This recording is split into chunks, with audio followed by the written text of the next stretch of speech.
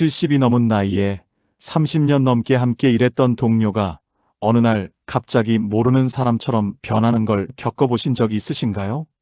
한 노인의 이야기다. 그 동료는 그가 승진할 때마다 진심으로 축하해줬고, 그의 아들이 대학에 합격했을 때는 자기 일처럼 기뻐하던 사람이었다. 주말이면 가족 동반으로 등산도 가고, 어려운 프로젝트가 있을 때마다 밤새워 함께 고민하던 그런 사이였다. 그런데 그가 정년퇴직을 하고 더 이상 회사에서 영향력이 없어지자 그 사람의 연락이 뚝 끊겼다. 우연히 회사 앞에서 마주쳤을 때 그 사람은 급한 일이 있다며 황급히 자리를 떴다. 그때 그는 깨달았다고 한다. 아, 나는 30년 동안 이 사람의 진짜 모습을 단 한 번도 본 적이 없었구나. 여러분도 그런 경험이 있지 않은가? 믿었던 사람에게 배신당했을 때, 자식처럼 아꼈던 후배가 등을 돌렸을 때, 평생을 함께한 친구가 순간에 이익 앞에서 변했을 때, 그 순간 우리는 묻는다.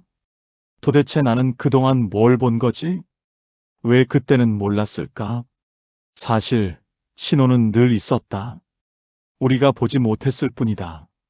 아니, 어쩌면 보고 싶지 않았을지도 모른다.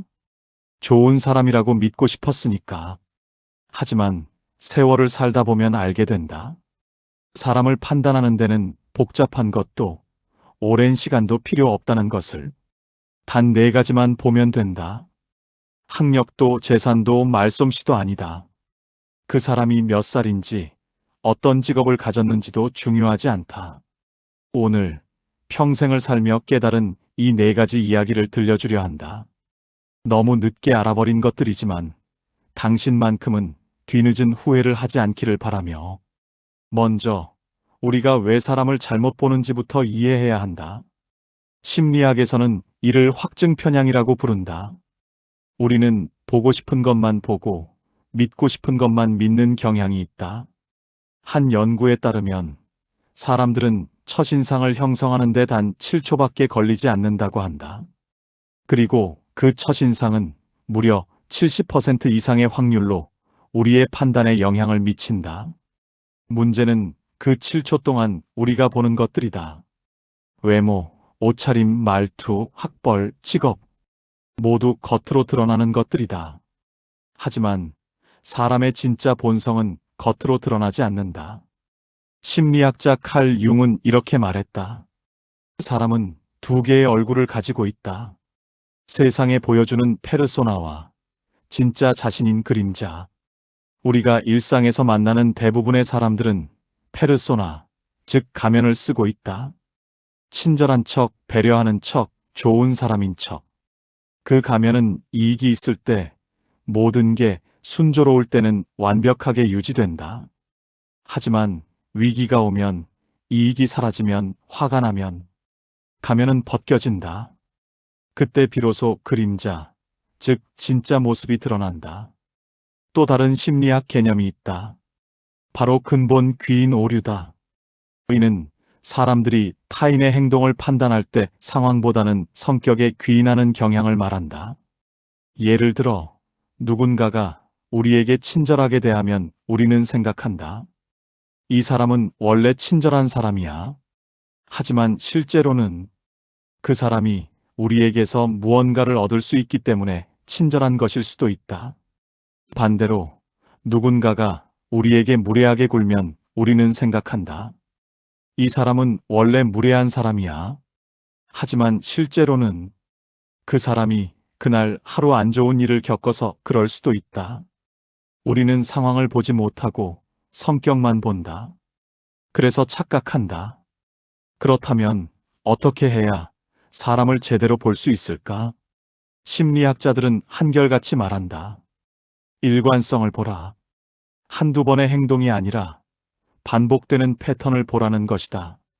특히 스트레스 상황에서의 행동 패턴이 중요하다.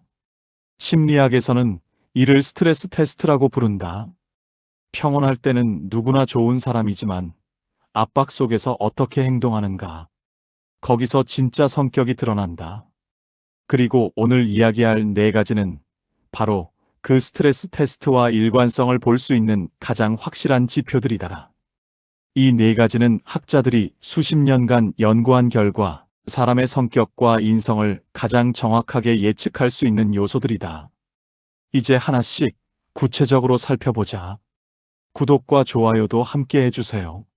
첫 번째, 이익이 없을 때의 행동. 사람의 진짜 됨됨이는 이익이 있을 때가 아니라 아무것도 얻을 게 없을 때 드러난다. 이게 가장 중요하면서도 가장 확인하기 어려운 부분이다. 왜? 대부분의 관계에는 어느 정도 이익이 있기 때문이다. 친구 관계도 서로 도움을 주고받는다. 직장 관계는 업무적 이익이 있다. 이웃 관계도 서로 편의를 제공한다. 그렇다면 어떻게 순수한 마음을 볼 수 있을까? 먼저 연락하지 말고 기다려보라. 잔인하게 들릴 수 있지만 효과적인 방법이다. 한 달 동안 당신이 먼저 연락하지 마라. 전화도, 문자도, SNS 댓글도 일절 먼저 하지 마라. 그리고 기다려보는 것이다. 그 사람이 연락하는가? 무슨 내용으로 연락하는가? 만약 한 달 내내 연락이 없다면 그 관계는 일방적이었던 것이다. 만약 연락이 온다면 무슨 내용인가? 요즘 어떻게 지내? 보고 싶다인가? 아니면 야, 이것 좀 도와줄 수 있어? 인가? 전자라면 진짜 관계다. 후자라면 그 사람은 당신이 필요할 때만 찾는 것이다. 한 남성이 이 방법으로 자신의 친구 관계를 정리했다고 한다. 그는 20명 정도의 친구가 있다고 생각했다. 자주 만나고 연락하고 함께 시간을 보냈다. 그런데 어느 날 깨달았다. 항상 자기가 먼저 연락한다는 것을. 그래서 실험을 했다. 3개월 동안 먼저 연락하지 않기로. 결과는 충격적이었다. 20명 중 연락 온 사람은 단 3명. 그것도 한 명은 돈을 빌리려고 진짜 그냥 안부를 묻는 연락은 단 1명. 그는 깨달았다고 한다. 나는 20명의 친구가 있는 게 아니었구나. 진짜 친구는 단 1명이었구나. 그리고 그 1명을 더 소중히 대하기 시작했다. 그 사람이 얻을 게 없는 상황을 관찰하라.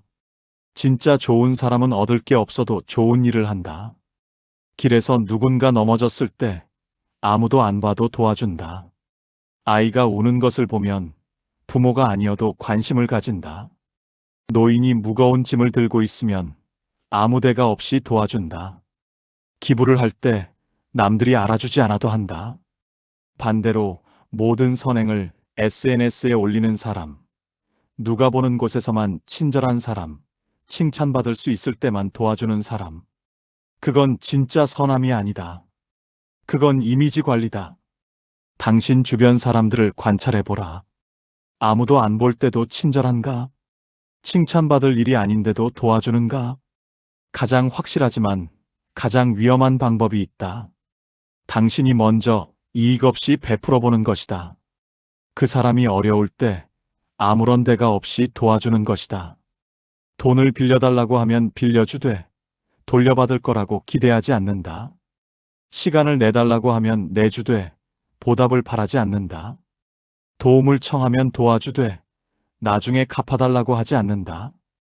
그리고 시간이 지나 당신이 어려울 때 그 사람이 어떻게 하는지 보는 것이다.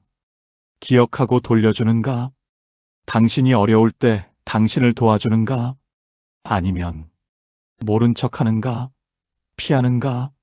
요즘 나도 바빠서 라며 거절하는가? 작은 돈 거래를 관찰하라. 돈 얘기를 하는 게 불편할 수 있다. 하지만 돈만큼 사람의 본성을 보여주는 것도 없다. 함께 밥을 먹을 때 항상 당신이 내는가? 그 사람은 한 번이라도 이번엔 제가 낼게요 라고 말하는가? 아니면 당연하다는 듯이 받기만 하는가? 커피를 마실 때 번갈아 가며 사는가? 아니면 항상 당신이 카드를 내는가? 작은 돈, 몇천 원, 몇만 원. 이런 돈을 어떻게 대하느냐가 그 사람의 인성을 보여준다. 진짜 좋은 사람은 작은 돈에도 신경 쓴다. 지난번에 네가 냈으니 이번엔 내가 낼게. 커피값 내가 낼게. 지난번에 밥값 내가 냈잖아. 이렇게 기억하고 균형을 맞추려 한다. 반대로 늘 받기만 하는 사람은 당신을 ATM으로 보는 것이다. 한 남성이 데이트할 때 이것을 기준으로 삼았다고 한다. 첫 데이트는 자기가 낸다. 두 번째 데이트도 자기가 낸다. 하지만 세 번째 데이트 때 여성이 이번엔 제가 낼게요 라고 말하는지 본다. 관심이 있는 거니까. 말하지 않으면 그만 만난다. 돈만 보는 거니까. 물론 성별을 바꿔도 마찬가지다. 당신이 더 이상 쓸모 없어졌을 때를 상상하라. 가장 확실하지만 가장 슬픈 테스트가 있다. 상상해 보는 것이다. 만약 내가 직장을 잃는다면? 만약 내가 더 이상 권력이 없다면? 만약 내가 병들어서 아무것도 해줄 수 없다면? 그래도 그 사람이 내 곁에 있을까? 정직하게 생각해보라. 만약 답이 아니오라면 그 관계는 이익에 기반한 관계다. 만약 답이 예라면 그 사람은 진짜 당신의 사람이다. 실제로 이런 일은 자주 일어난다. 은퇴한 후 친구들이 사라진 사람들, 병에 걸린 후 연락이 끊긴 사람들, 사업이 망한 후 외로워진 사람들. 그들은 깨닫는다. 내 주변 사람들은 나를 좋아한 게 아니라 내 지위를, 내 돈을, 내 능력을 좋아했구나. 하지만 반대로 진짜 사람들도 있다. 은퇴했는데도 여전히 연락하는 친구, 병들었는데도 병문안 오는 동료, 사업이 망했는데도 옆에서 응원하는 사람. 그들이 평생 함께할 사람들이다. 당신 곁에 그런 사람이 있는가? 있다면 그 사람을 절대 놓치지 마라. 없다면 당신이 먼저 그런 사람이 되어라. 그러면 언젠가 그런 사람을 만나게 될 것이다. 두 번째 말투와 태도. 사람의 진짜 모습은 말투에 담겨 있다. 하지만 단순히 말을 예쁘게 하는가? 그를 보는 게 아니다. 그건 너무 표면적이다. 누구나 말을 예쁘게 할 수 있다. 필요할 때는. 진짜 중요한 건 그 말투가 일관되느냐 아니냐다. 한 노인이 들려준 이야기가 있다. 그는 젊었을 때 한 사업가를 만났다고 한다. 첫인상은 최고였다. 정중하고 예의 바르고 누구에게나 친절했다. 하지만 3개월 후 그는 그 사업가의 진짜 모습을 보게 됐다. 어느 날 함께 식사를 하러 간 레스토랑에서였다. 주문한 음식이 조금 늦게 나왔다. 별일 아니었다. 10분 정도 더 기다리면 되는 상황이었다. 그런데 그 사업가의 얼굴이 변했다. 종업원을 불러 세우더니 사람들이 다 듣는 앞에서 날카로운 목소리로 말했다. 도대체 여기 주방은 뭐 하는 곳이야? 손님을 이렇게 기다리게 해? 종업원은 20대 초반의 젊은 여성이었다. 고개를 숙이며 사과했다. 하지만 그 사업가는 멈추지 않았다. 자신보다 약한 위치에 있는 사람, 자신에게 아무것도 해줄 수 없는 사람 앞에서 그 사람의 가면은 벗겨졌다. 당신도 주변을 관찰해보라. 구체적으로 이렇게 위치에 따라 말투가 바뀌는 사람을 조심하라. 어떤 사람을 최소 3주 정도 관찰해보라. 하루 이틀로는 부족하다. 사람은 단기간에는 연기할 수 있다. 하지만 3주, 한 달. 그 정도 되면 본성이 나온다. 그 사람이 상사와 이야기할 때 어떤 말투를 쓰는지 들어보라. 목소리의 톤, 말의 속도, 표정, 몸짓. 모든 게 달라진다. 공손하고 조심스럽고 때로는 비굴하기까지 하다. 같은 사람이 동료와 이야기할 때는 어떤가? 편하다. 농담도 하고 격이 없이 대화한다. 이건 자연스럽다. 문제없다. 하지만 그 사람이 후배나 부하 직원과 이야기할 때는 말투가 또 달라진다. 반말을 쓰거나 명령조로 말하거나 심지어 무시하는 듯한 태도를 보인다. 그리고 가장 중요한 순간, 그 사람이 식당 직원, 택시기사, 아파트 경비원 같은 서비스 종사자를 대할 때 눈도 마주치지 않는다. 물 좀이라고 짧게 말한다. 감사합니다라는 말은 없다. 마치 그 사람이 사람이 아니라 기계인 것처럼 대한다. 이런 사람은 당신이 약해졌을 때 당신에게도 똑같이 할 것이다. 진짜 좋은 사람은 어떨까? 위치와 상관없이 말투가 일정하다. 사장 앞에서나 인턴 앞에서나 교수 앞에서나 청소부 아주머니 앞에서나 존중의 온도가 똑같다. 한 할머니가 들려준 이야기가 있다. 그녀의 아들이 결혼 상대를 데려왔을 때 그녀는 한 가지 테스트를 했다고 한다. 저녁 식사 자리에서 일부러 물을 쏟았다. 실수인 척. 그때 그 며느리감이 어떻게 반응하는지 봤다. 짜증을 내는가? 표정이 변하는가? 아니면 자연스럽게 휴지를 건네며 괜찮으세요? 라고 묻는가? 그 며느리감은 후자였다. 당황하지 않았고, 짜증내지 않았고, 자연스럽게 도왔다. 할머니는 그때 알았다고 한다. 이 사람은 진짜구나.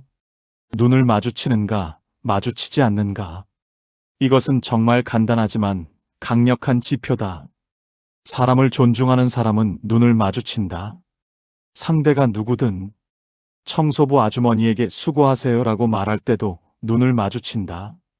편의점 알바생에게 감사합니다라고 말할 때도 눈을 마주친다. 택시기사에게 여기 세워주세요라고 말할 때도 눈을 마주친다. 그 사람을 사람으로 보기 때문이다. 반대로 사람을 도구로 보는 사람은 눈을 마주치지 않는다. 당신 주변 사람들을 한번 관찰해보라. 오늘 함께 식당에 갔을 때 그 사람이 주문하면서 직원과 눈을 마주쳤는가? 감사합니다라고 말했는가? 음식이 나왔을 때 잘 먹겠습니다라고 했는가? 아니면 손가락으로 메뉴를 가리키며 이거예요라고만 했는가? 음식이 나와도 아무 말 없이 먹기 시작했는가? 이 작은 차이가 그 사람의 전부를 말해준다. 험담하는 방식을 주목하라. 사람은 누구나 험담을 한다. 완벽한 사람은 없다. 화가 나기도 하고 불만이 생기기도 한다. 문제는 험담 자체가 아니라 어떻게 험담하느냐다. 어떤 사람들은 다른 사람을 험담할 때 그 사람의 인격 자체를 공격한다. 그 사람은 원래 그래. 인간성이 쓰레기야. 저 사람은 뼛속까지 이기적이야. 그런 인간은 평생 못 고쳐. 이런 식으로 말하는 사람은 언젠가 당신도 그렇게 말할 것이다. 당신이 없는 자리에서. 반대로 어떤 사람들은 행동은 비판하되 사람은 공격하지 않는다. 그 행동은 좀 아쉬웠어. 다르게 했으면 더 좋았을 텐데. 이번엔 실수했지만 다음엔 더 잘할 수 있을 거야. 상황이 어려워서 그랬나 봐. 평소엔 안 그러는데. 이런 사람은 당신이 실수했을 때도 당신의 인격이 아니라 행동만 지적할 것이다. 한 직장인의 경험담이 있다. 그는 2명의 상사 밑에서 일했다고 한다. 첫 번째 상사는 누군가 실수하면 이렇게 말했다. 이 사람아, 머리에 뭐가 들었어? 이것도 못해? 두 번째 상사는 누군가 실수하면 이렇게 말했다. 이번엔 이렇게 됐는데 다음엔 어떻게 하면 더 좋을까요? 첫 번째 상사 밑에서는 모두가 위축됐다. 실수가 두려워서 도전하지 않았다. 창의성이 죽었다. 두 번째 상사 밑에서는 모두가 성장했다. 실수해도 배울 수 있다는 걸 알았다. 자신감이 생겼다. 당신 주변 사람들이 다른 사람을 이야기할 때 귀를 기울여 보라. 그들이 사람을 공격하는가 아니면 행동을 이야기하는가? 전자라면 조심하라. 후자라면 신뢰하라. 일상의 작은 순간들을 놓치지 마라. 가장 정확한 관찰은 일상에서 이루어진다.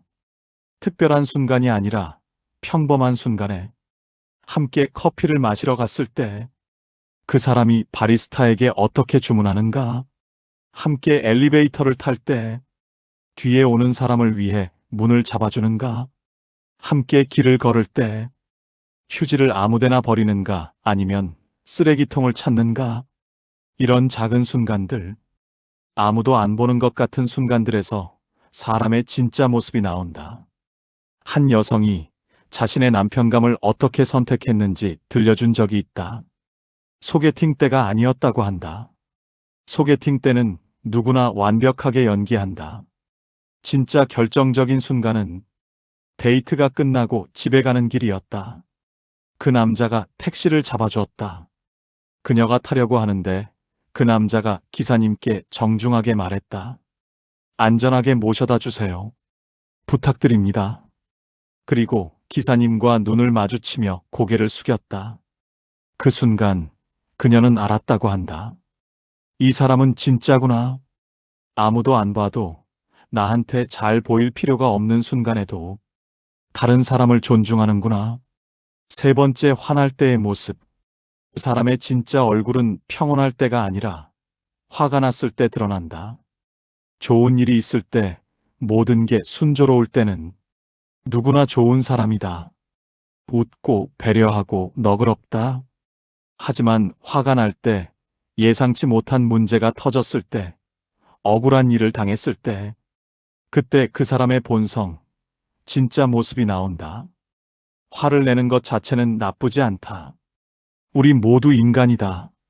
감정이 있다. 화가 날 수도 있다. 문제는 어떻게 화를 내느냐다. 어떻게 그 감정을 표현하느냐. 어떻게 그 상황을 다루느냐. 거기서 사람의 수준이, 성숙도가, 인격이 드러난다. 스트레스 상황을 함께 겪어보라. 이건 일부러 만들 수는 없다. 하지만 자연스럽게 경험할 수 있다. 함께 차를 타고 가다가 교통체증에 걸렸을 때 그 사람은 어떻게 반응하는가? 핸들을 치며 욕을 하는가? 다른 운전자들에게 화를 내는가? 짜증을 내며 분위기를 험악하게 만드는가? 아니면 음악을 틀거나 대화를 하거나 뭐 어쩔 수 없지라며 여유를 보이는가? 함께 식당에 갔는데 주문한 음식이 30분째 안 나올 때 그 사람은 어떻게 하는가? 종업원을 불러 세워 큰 소리로 따지는가? 주변 사람들이 다 쳐다보게 만드는가? 아니면 정중하게 물어보는가? 죄송한데 주문이 언제쯤 나올까요? 함께 일하는데 컴퓨터가 갑자기 다운되어 작업하던 파일이 날아갔을 때 그 사람은 어떻게 반응하는가? 물건을 집어던지는가? 욕을 하는가? 주변 사람들에게 화풀이 하는가? 아니면 한숨을 쉬고 잠시 심호흡하고 다시 하자라고 말하는가? 이런 작은 상황들이 그 사람의 전부를 보여준다. SNS를 관찰하라. 요즘 시대에는 SNS가 사람을 보는 좋은 창구가 된다. 오늘 정말 최악의 서비스를 경험했음. 이런 곳 다시는 안 감. 이런 식으로 분노를 여과 없이 쏟아내는가? 아니면 오늘 힘든 일이 있었지만 좋은 경험이었다. 배워간다. 화가 났지만 침착하게 해결했다. 혹은 아예 부정적인 내용은 올리지 않는가? 전자의 사람은 감정 조절이 안 되는 사람이다. 작은 일에도 폭발하고 SNS에 분풀이하고 세상을 탓한다. 후자의 사람은 성숙한 사람이다. 화가 나도 건설적으로 표현하고 부정적인 감정을 퍼뜨리지 않는다. 주변 사람들에게 조심스럽게 물어보라. 가장 확실한 방법은 그 사람과 오래 일했던 사람들에게 물어보는 것이다. 하지만 이건 조심스럽게 해야 한다. 험담처럼 들리면 안 된다. 자연스럽게 진심으로 궁금한 듯이. 그분이 일할 때 어떠셨어요? 스트레스 받으시면 어떻게 대처하시는 편이세요? 혹시 화나실 때 어떠신가요? 저도 그분과 일하게 될 것 같아서요. 대답을 들어보라. 만약 상대가 잠시 머뭇거리거나 말을 아끼거나 글쎄요 하며 얼버무린다면 그건 좋은 신호가 아니다. 할 말이 있는데 차마 못하는 것이다. 반대로 아, 그분은 정말 침착하세요. 어떤 상황에서도 소리 지르는 걸 본 적이 없어요라고 즉답한다면 그건 진짜 좋은 사람이다. 당신 자신의 경험을 돌아보라. 가장 정확한 판단은 당신 자신의 경험에서 나온다. 그 사람과 함께 있었던 시간들을 돌아보라. 당신이 실수했을 때 그 사람이 어떻게 반응했는가? 당신을 위로했는가 아니면 비난했는가? 괜찮아. 다음엔 잘하면 되라고 했는가? 아니면 어떻게 이런 실수를 할 수 있어? 라고 했는가? 당신이 늦었을 때 그 사람이 어떻게 반응했는가? 무슨 일이 있었어? 괜찮아? 라고 물었는가? 아니면 왜 이렇게 늦은 거야? 라고 짜증냈는가? 당신이 약속을 잊었을 때 그 사람이 어떻게 반응했는가? 바빴나 보네. 괜찮아라고 했는가? 아니면 나한테 관심도 없는 거야? 라고 공격했는가? 이 작은 순간들이 그 사람의 전부를 말해준다. 진짜 좋은 사람은 당신이 실수해도 당신을 공격하지 않는다. 문제를 지적할 수는 있다. 하지만 당신의 인격은 존중한다. 이번 일은 아쉬웠어. 하지만 내가 원래 그런 사람이 아니라는 거 알아. 다음엔 더 잘할 수 있을 거야. 이렇게 말할 수 있는 사람. 그런 사람 곁에 있어라. 네 번째, 약속과 책임감. 약속을 지키는 사람인지 확인하는 가장 좋은 방법은 작은 약속을 맡겨보는 것이다. 큰 약속은 누구나 지키려고 노력한다. 계약서에 사인하는 것, 공식적인 업무. 이런 건 지키지 않으면 불이익이 있으니까. 하지만 작은 약속은 다르다. 다음에 만날 때 그 책 빌려줄게요. 이따가 전화 드릴게요. 이번 주말에 연락 주세요. 이런 말들. 지키지 않아도 큰일 나지 않는다. 법적인 문제도 없다. 그냥 깜빡했네로 넘어갈 수 있다. 바로 그렇기 때문에 이게 중요하다. 작은 약속을 지키는 사람은 그것이 자신에게 불이익이 없어도 지킨다. 반대로 작은 약속을 안 지키는 사람은 큰 약속도 위기가 오면 저버린다. 작은 부탁을 해보라. 이것은 정말 간단하면서도 효과적인 테스트다. 당신이 누군가와 관계를 시작할 때 일부러 작은 부탁을 몇 번 해보는 것이다. 다음에 만날 때 그 책 좀 빌려줄 수 있어요? 이 자료 확인하고 내일까지 답변 좀 줄 수 있을까요? 이번 주 금요일쯤 한번 연락 주시겠어요? 어렵지 않은 부탁이다. 그런데 지켜지는가? 첫 번째는 까먹을 수 있다. 누구나 실수한다. 두 번째도 바쁠 수 있다. 이해할 수 있다. 하지만 세 번째까지 안 지켜진다면 그냥 처음부터 지킬 생각이 없었던 것이다. 그 사람에게 당신은 그 정도 노력을 들릴 가치가 없는 사람인 것이다. 심리학에서는 세 번의 법칙이라는 게 있다. 같은 행동이 세 번 반복되면 그건 우연이 아니라 패턴이다. 그 사람의 본성이다. 한 번 약속을 어겼다? 실수일 수 있다. 두 번 약속을 어겼다? 우연일 수도 있다. 세 번 약속을 어겼다? 그건 그 사람의 성격이다. 그리고 이건 변하지 않는다. 다음엔 꼭 지킬게요라고 말한다. 하지만 네 번째도 다섯 번째도 똑같다. 당신이 중요하지 않으니까. 한 여성의 경험담이 있다. 그녀는 한 남자와 연애를 시작했다. 그 남자는 매력적이었다. 말도 잘하고 유머도 있고 데이트할 때는 정말 즐거웠다. 하지만 작은 약속들을 안 지켰다. 그녀는 그에게 물었다. 왜 약속을 안 지켜? 그가 대답했다. 미안해. 다음엔 꼭 지킬게. 하지만 다음은 오지 않았다. 그녀는 결국 헤어졌다. 그리고 나중에 깨달았다고 한다. 그 사람은 나를 사랑하지 않았어. 사랑했다면 작은 약속이라도 지키려고 노력했을 거야. 시간 약속은 거짓말을 하지 않는다. 가장 간단하면서도 정확한 지표가 하나 있다. 바로 시간 약속. 항상 10분, 20분씩 늦는 사람이 있다. 변명은 다양하다. 차가 막혀서, 급한 일이 생겨서, 깜빡하고 늦게 나왔어. 한두 번은 이해할 수 있다. 하지만 매번, 10번 중 8번, 그건 교통 문제가 아니다. 급한 일 때문도 아니다. 그 사람이 당신의 시간을 존중하지 않는 것이다. 시간은 돈보다 귀하다. 돈은 다시 벌 수 있지만 시간은 다시 돌아오지 않는다. 당신이 30분을 기다렸다는 건 당신의 인생 30분을 그냥 버린 것이다. 그런데 그 사람이 미안해하지도 않는다. 야, 미안, 차 막혀서 하고 웃으며 넘어간다. 이런 사람은 당신을 존중하지 않는다. 반대로 정확하게 오는 사람이 있다. 약속 시간 5분 전에 도착한다. 혹시 늦을 것 같으면 미리 연락한다. 정말 늦었을 때는 진심으로 사과한다. 이런 사람은 당신을 존중한다. 당신의 시간을 귀하게 여긴다. 누구와 관계를 맺어야 할까? 답은 명확하다. 문제가 생겼을 때가 진짜 순간이다. 약속과 책임감을 가장 확실하게 볼 수 있는 순간은 일이 잘못됐을 때다.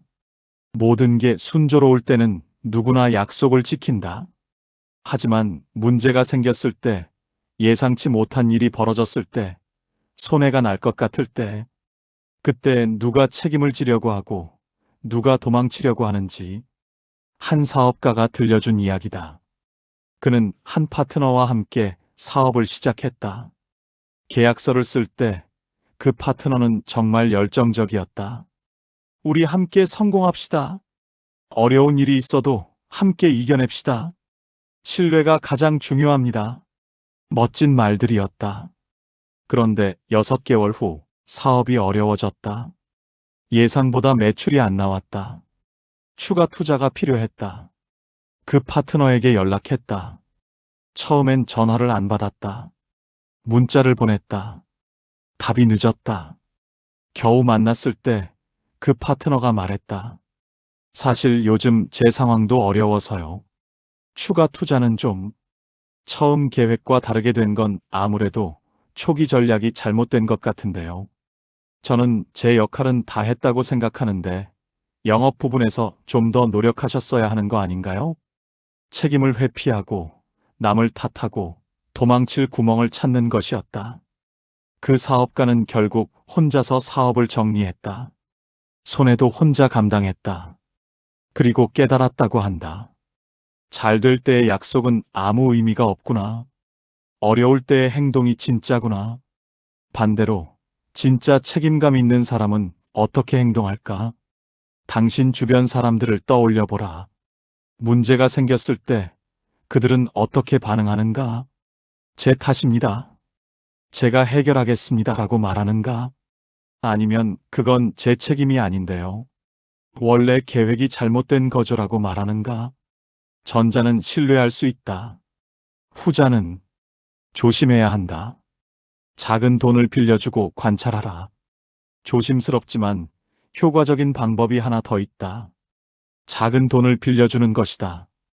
1만 원, 2만 원. 큰 돈이 아니다.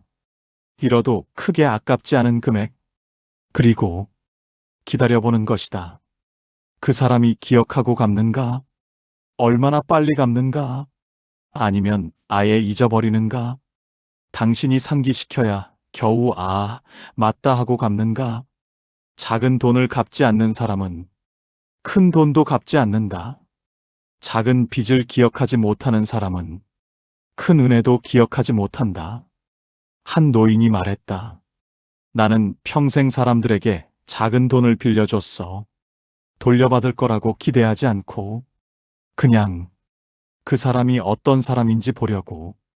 1만 원으로 그 사람의 인성을 살 수 있다면 그건 싼 거야. 지혜로운 말이다. 이제 다시 처음으로 돌아가 보자. 사람을 판단하는 4가지. 말투와 태도, 약속과 책임감, 화날 때의 모습, 그리고 이익이 없을 때의 행동. 이 4가지는 단순하다. 하지만 이 단순함 속에 인생의 모든 지혜가 담겨 있다. 30년을 함께한 사람이 하루아침에 낯선 사람이 되었던 그 노인은 이제 이 네 가지로 사람을 본다고 한다. 더 이상 배신당하지 않기 위해서가 아니다. 더 이상 상처받지 않기 위해서도 아니다. 그저 남은 시간을 진짜 소중한 사람들과 함께 보내고 싶어서다. 그는 말했다. 이제 나는 많은 사람이 필요 없어요. 진짜 사람 몇 명이면 충분해요. 그리고 덧붙였다. 그 몇 명을 찾는데 평생이 걸렸지만요. 당신도 그럴 것이다. 수많은 사람을 만나고 수많은 관계를 맺고 어쩌면 수많은 배신을 겪을지도 모른다. 하지만 결국 진짜 사람 몇 명을 만나게 될 것이다. 그들은 당신이 높을 때나 낮을 때나 똑같이 대한다. 그들은 작은 약속도 지킨다. 그들은 화가 나도 당신을 존중한다. 그들은 아무 이익이 없어도 당신 곁에 있다. 그 사람들이 당신의 전부다. 나머지는 다 스쳐가는 사람들일 뿐이다. 그리고 당신도 누군가의 그 사람이 되어야 한다. 누군가가 힘들 때 곁을 지켜주는 사람, 약속을 지키는 사람, 화가 나도 상대를 존중하는 사람, 이익이 없어도 옳은 일을 하는 사람. 그게 당신의 품격이 된다. 그게 당신이 이 세상에 남기는 흔적이 된다. 언젠가 당신이 이 세상을 떠날 때 사람들이 당신을 기억하는 방식은 이것이다. 그 사람은 정말 좋은 사람이었어. 화려한 업적도 큰 재산도 아닌 그 한마디가 당신 인생의 가장 큰 성공이다.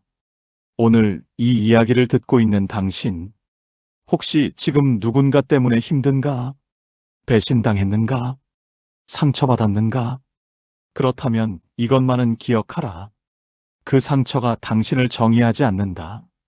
그 배신이 당신의 가치를 떨어뜨리지 않는다. 당신은 여전히 사랑받을 자격이 있다. 믿을 자격이 있다.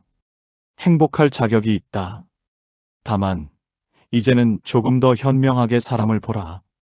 이 네 가지를 기억하라.